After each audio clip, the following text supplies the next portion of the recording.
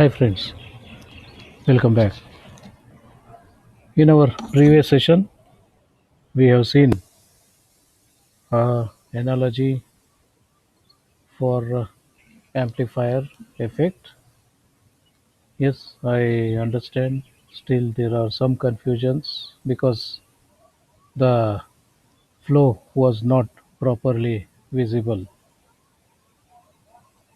Only the voltage part was visible, or the current part was not visible.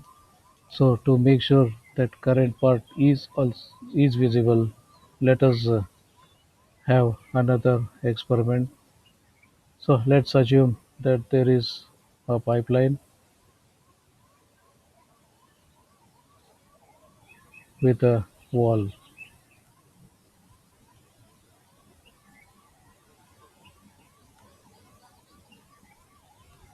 So there is water coming in, and the water coming out of it depends on the condition of wall.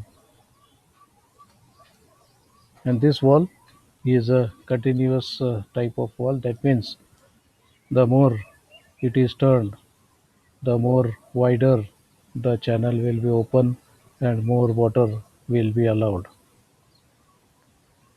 Okay, now coming to our amplification part.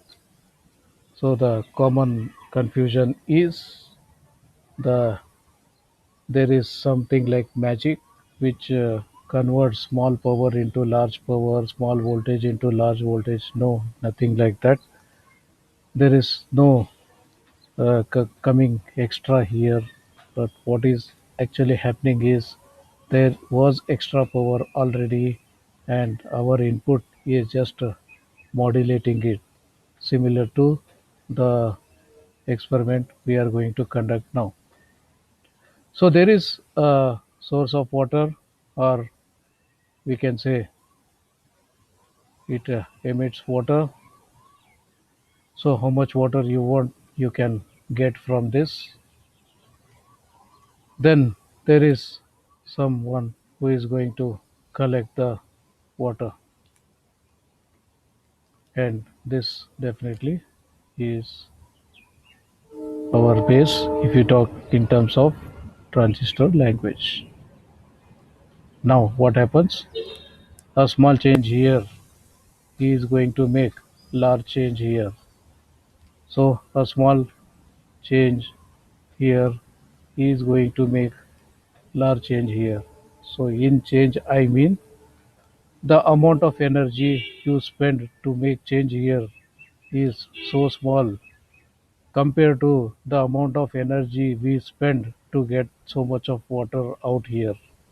So to get a continuous supply of water, somewhere someone needs to be pumping, or there should be some potential energy, some source of water which is uh, continuously available.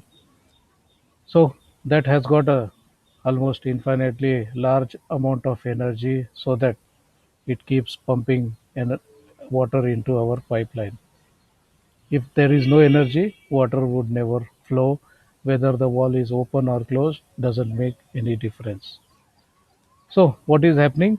There was a potential difference between this energy level and this energy level. There is difference, and if allowed this difference, it wants to fill up, and hence water starts flowing from this end to this end. The more wider the channel is opened, the more water is allowed, the more rushing of water will be there. So what is overall thing is a small change here makes a large change here in terms of energy. So how much energy we spend to turn the knob, and how much energy we need to get so much of water pumped in. So if you just think one bucket of water coming out of here, Then to get one bucket of water, how much energy we need to spend here? Just open the tap for small time and then closing. Instead, if you want to collect one bucket of water from some the source, just imagine how much energy we need to spend on that. So I hope you are getting the point. So energy spent to change the position is so small compared to the changes you are seeing here. Therefore, a small change is required to make the base current to change, which will make a large collector current to change. So there was a flow of current between emitter and collector. That is because of the external supply used called VCC, and because of that whole thing was doing nothing to do with your base. Base is only modulating the amount of water to flow. It's not creating water to flow. So that's the analogy we can talk of.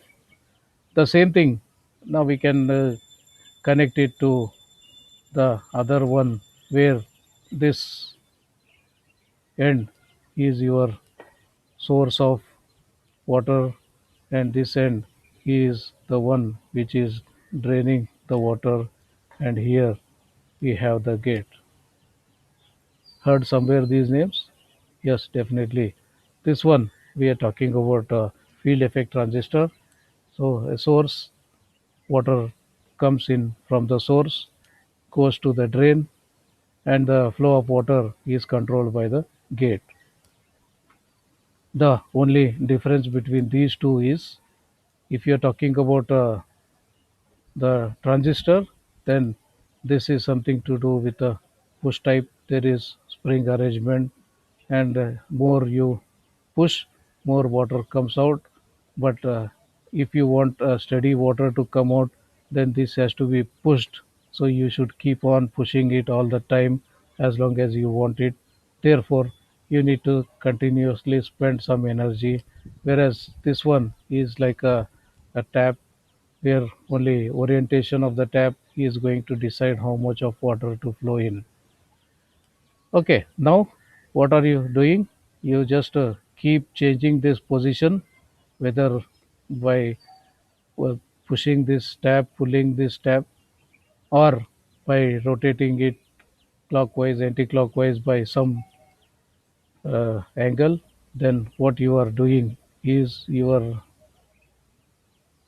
just making changes at the gate or the base, and this is going to change the width of the channel available for the water to flow, and hence you will find a large change or large energy available as the water flow. So small change you need to do, small energy you need to spend for changing the position of the walls, and you feel a large change in the output. So that's a way you can connect it to flow, because this is flow means you talk about current, and yes, this way you can also connect to the amplifier. So there is emitter here, there is collector here, the wall acting as a base, there is source here, there is drain here, and the wall acting as a gate. The difference is this is a springed one, then it is transistor. If it is just a position based, rotation, orientation based, then it is FET. That's a difference. More details to continue. So in our next session. Till then, take care. Bye.